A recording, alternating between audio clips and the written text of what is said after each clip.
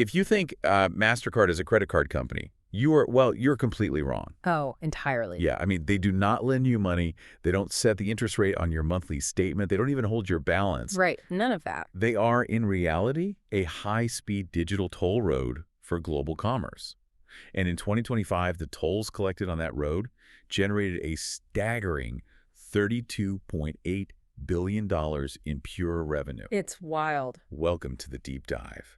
Today, our mission is to unpack the MasterCard Incorporated fiscal year 2025 Form 10K. Yes, the 10K. We are tearing into their true business model, the surprising tech products they actually sell, and the mechanics behind this massive profitability.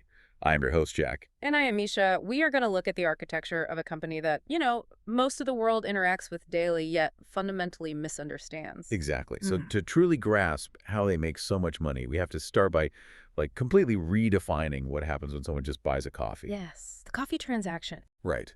Because when I pull out a piece of plastic with those red and yellow circles, my assumption is that MasterCard is extending me the $5. But you're saying they are just the toll road. They are the toll road. So let's get specific on the mechanics here. If they aren't the bank, who actually are their customers and what is the product? Right. So the product is essentially a digital handshake. It's a system called the four-party payments network. Okay. 4 parties. Yeah, the 4 parties involved are the account holder. Which is me, the consumer buying the coffee. Exactly. Then there's the issuer, the merchant, and the acquirer. Okay, so the issuer is my actual bank. Like the name printed on the card next to the MasterCard logo. Yes. The issuer takes all the financial risk. They do the credit check. They extend the credit line to you. Yeah. And if you default on your credit card bill, the issuer eats the loss, not MasterCard. Wow. Okay. On the other side of the transaction, you have the merchant who is selling the coffee and the acquirer, which is just the merchant's bank. Got it. And MasterCard sits dead in the center of those 4 parties. Their core business model is known as switching. Switching. Yeah, they authorize, clear, and settle the transaction data. Okay, let's break down those 3 words, because authorize, clear, and settle sounds like, I don't know, intense banking jargon. Let's translate that into the actual millisecond journey of buying that coffee. Okay, so authorizing is essentially checking the ID at the door. Right. When you tap your card, the merchant's terminal sends a message through MasterCard's network to your issuing bank asking, hey, does this person have $5 available and is this card stolen? Okay. The bank says yes, and MasterCard routes that approval back to the merchant. And that all happens in milliseconds. Right, so that's authorized. What about clearing? Clearing is the math at the end of the night. MasterCard aggregates the, millions of transactions to calculate exactly which bank owes what to which other bank. Oh, I see. And finally, settling is the actual movement of funds, facilitating the transfer of cash from the consumer's bank vault to the merchant's bank vault. That makes total sense. And for providing that secure, instant translation between thousands of different banks globally, MasterCard charges fees based on gross dollar volume. The total amount of money moving. Exactly. And the raw number of transactions. I look at it almost like a universal translator at the United Nations. Oh, that's a good analogy. Right. MasterCard doesn't write the treaties. They don't supply the diplomats, but they provide the earpieces so the French delegate and the Japanese delegate can instantly understand each other. Yes, precisely. And if you want to use the translation system, you pay a tiny fee per word. But here is where the model seems vulnerable to me. Okay, how so? The basic translation technology, like the plumbing of moving data from point A to point B, it isn't a secret anymore. Why don't the world's biggest banks just build their own shared translator and cut out the middleman? Yeah, it's a fair question. I mean, how does MasterCard maintain its grip on these massive institutions? Well, it really comes down to their franchise model and the sheer gravity of their brand. The brand. Yeah, a payment network only works if there's universal, unquestioned trust. Right. So the franchise model is this massive, complex set of rules and standards that MasterCard enforces to balance risk across all those competing banks and merchants. It guarantees global interoperability. So anyone can talk to anyone. Exactly. Because if a bank builds its own network, I mean, it might work in New York, but will a merchant in rural Thailand trust it? Oh, probably not. MasterCard guarantees that trust. And the brand acts as the psychological glue. They spend billions on consumer perception. They really do. I mean, in 2025 alone, they continued their 3-decade-old priceless campaign, and they even became the official naming partner of the McLaren Formula One team. Wait, really? F1? Yep. They want the consumer to demand that red and yellow logo, which forces the banks to issue cards with that logo, which then forces merchants to accept it. Right. It's a self-reinforcing loop. The Mhm. consumer demands the brand, the bank issues it, the merchant accepts it, and MasterCard just sits there collecting the toll. But looking at this 2025 annual report, it seems like they know the basic consumer credit card market is largely saturated. Yeah, it definitely is. I mean, everyone who wants a card basically has one. So if the pipes are fully built, they have to push entirely new kinds of data through those pipes to maintain their growth rate, right? Absolutely. They are actively diversifying away from just consumer plastic. The foundational brands, MasterCard, Maestro, Cirrus, they are the bedrock. But the aggressive growth is happening in what they classify as commercial and new payment flows. Okay, so like business payments, Right. The biggest target right now is business-to-business transactions. which historically has been incredibly inefficient. Paper checks, slow invoices, manual wire transfers. Ah, a nightmare. By the close of 2025, MasterCard successfully embedded their virtual card technology into over 10 global B2B and travel and expense platforms. So replacing the wire transfer, basically. Yes, they're taking massive commercial invoices like suppliers, paying manufacturers, and digitizing them onto their rails. They are also scaling a platform called MasterCard Move. This handles disbursements, cross-border remittances, and even the settlement of stablecoins. Stablecoins. So they are capturing the movement of corporate capital, not just everyday consumer spending. Exactly. But, looking at their 2025 product launches, some of these initiatives feel like a massive departure from moving capital. How do you mean? Well, they launched MasterCard Agent Pay, which is an AI framework for automated software agents. Right. And they launched MasterCard Commerce Media, which is literally a digital ad network. And then they rolled out MasterCard Threat Intelligence, a cybersecurity product built in partnership with Recorded Future. Yep, they did. I have to push back on this strategy a little bit. Isn't building a digital ad network totally outside their core competency? It sounds like it, but I mean, why would an advertiser go to a payments network to buy ads instead of going straight to Google or Meta? Is this just mission creep?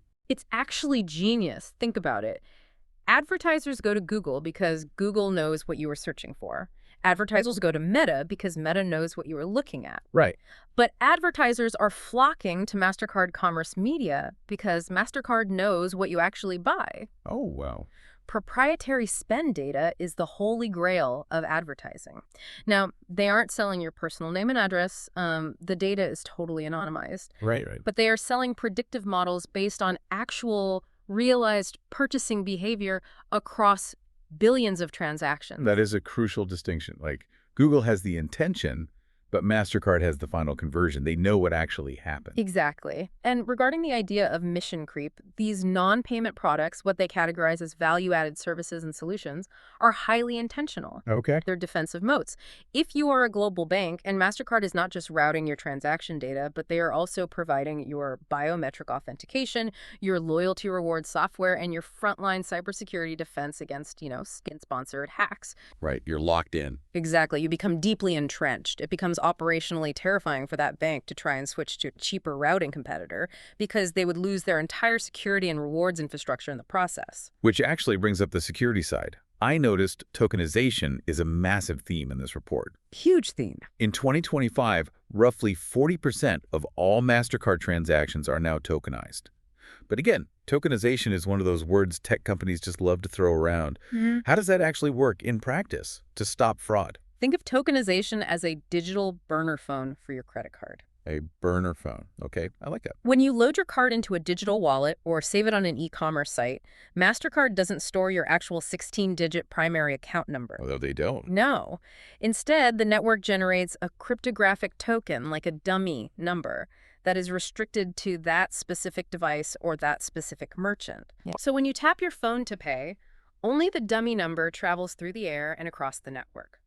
If a hacker breaches the merchant's database and steals millions of those tokens, they're entirely useless. Because they can't be used anywhere else. Exactly. They cannot be used anywhere else.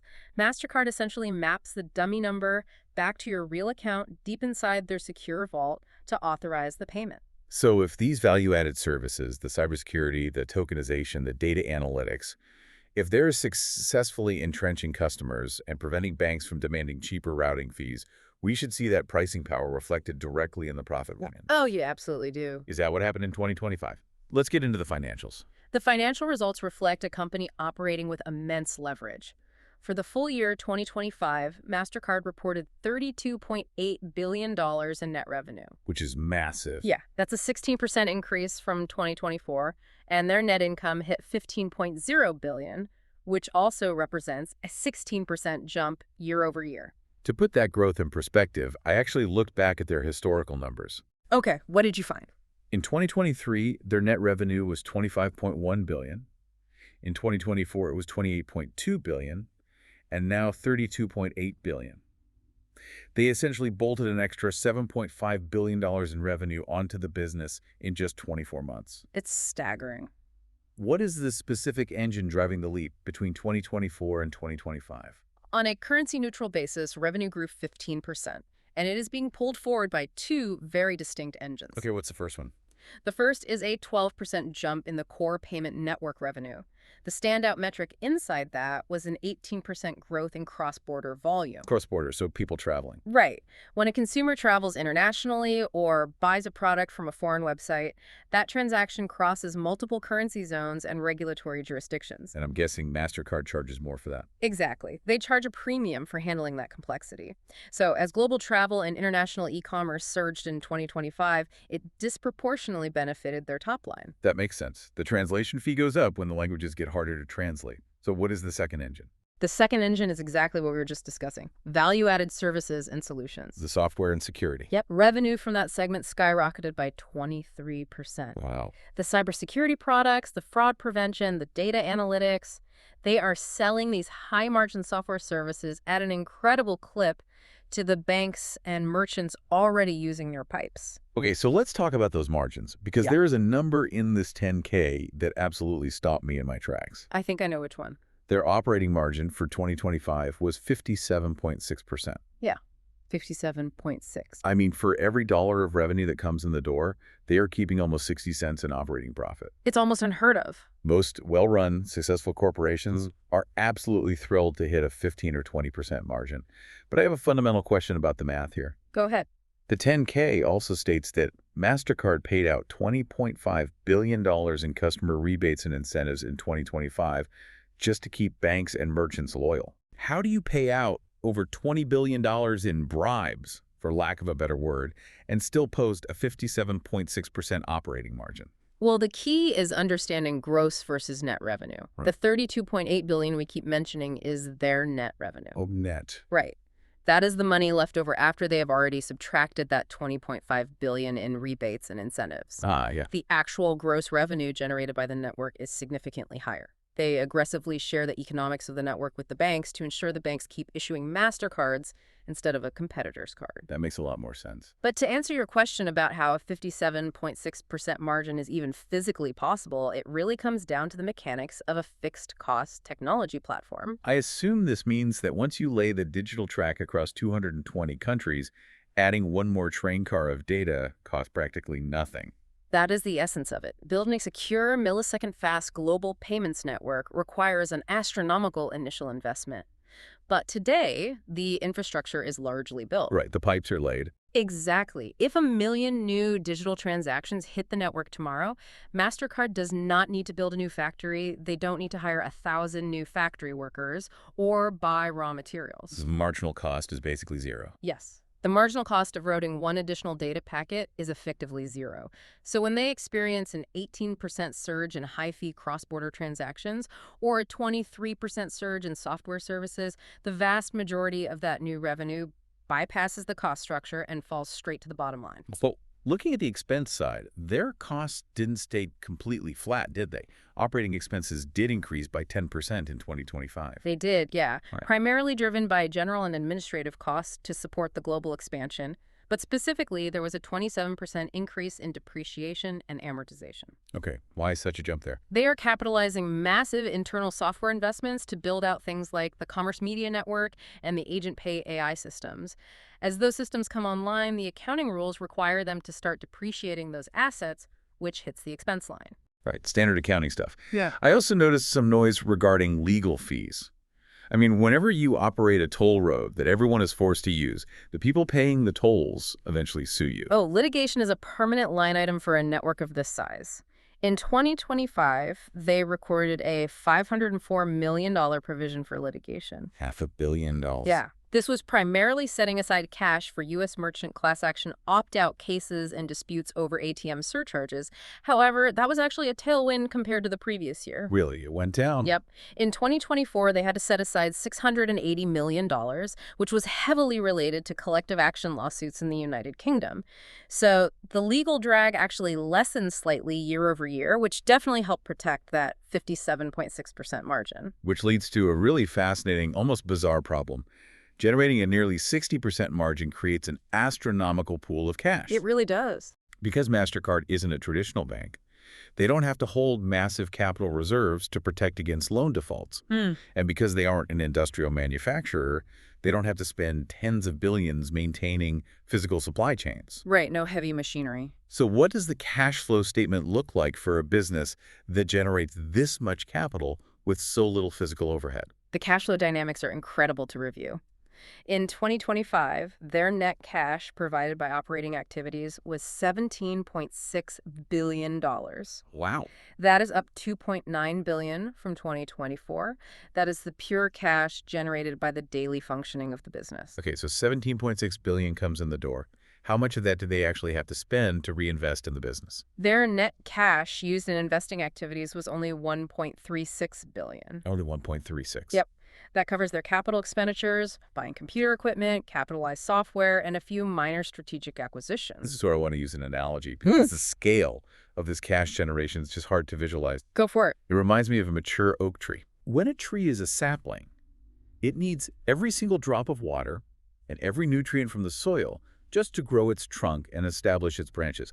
All this energy is reinvested internally. Right.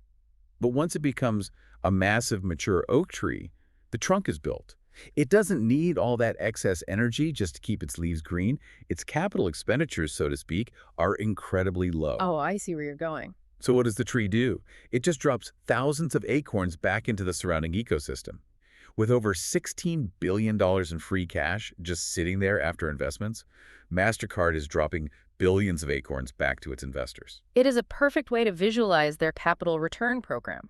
Because they only needed $1.36 billion for investing, they directed $14.18 billion into financing activities. Just giving it back. Almost all of that was returning capital to stockholders. They paid out $2.8 billion in dividends, and they executed a massive $11.7 billion in stock repurchases. Let's focus on that $11.7 billion stock buyback. Why buy back their own stock instead of just paying a massive $14 billion dividend? Well, stock repurchases physically shrink the amount of shares available on the open market. Right. If the company's total earnings are a pie, buying back shares means the pie is divided into fewer slices. Every remaining investor suddenly owns a larger, more valuable slice of the business without having to invest another dime. So it artificially boosts the value. Essentially, yes. This aggressive repurchase strategy is a massive reason why their adjusted diluted earnings per share, the profit assigned to each individual share, hit $17.11 in 2025. Wow. That is a 17% increase from the previous year. And this strategy is why their total shareholder return index, which measures the overall value created for investors, grew from a baseline of 98.47 in 2022 to a massive 164.50 by the end of 2025. They're essentially a compounding machine for the shareholders who hold the stock, although the government always finds a way to take a larger slice of a growing pie.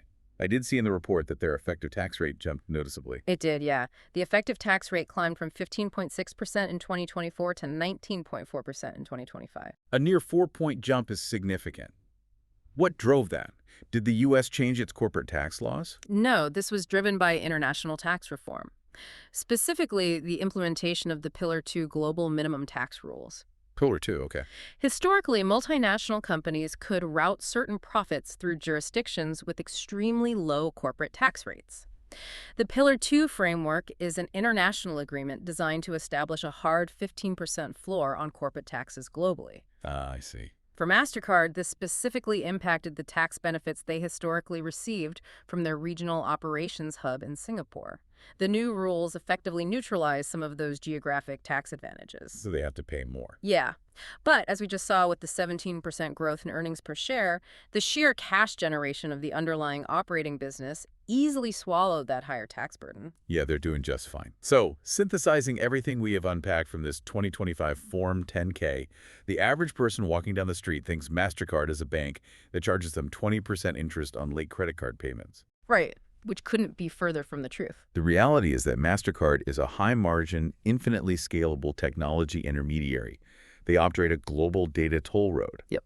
Their massive 2025 profit growth wasn't fueled by lending, but by global surge in cross-border transactions, the digitization of corporate B2B payments, and an aggressive, highly successful pivot into selling software like cybersecurity, ad networks, and AI to the banks already captive on their network. Absolutely. The foundational plumbing was laid decades ago. Now they are relentlessly monetizing the security, the data, and the speed of the water flowing through those pipes. Which leaves me with one final, slightly unsettling thought from the 2025 report. Oh, what's that? We talked about their push into AI with MasterCard Agent Pay. Right. They are actively building the infrastructure and the tokenization rules to allow autonomous AI software agents to make purchases on our behalf. Yep.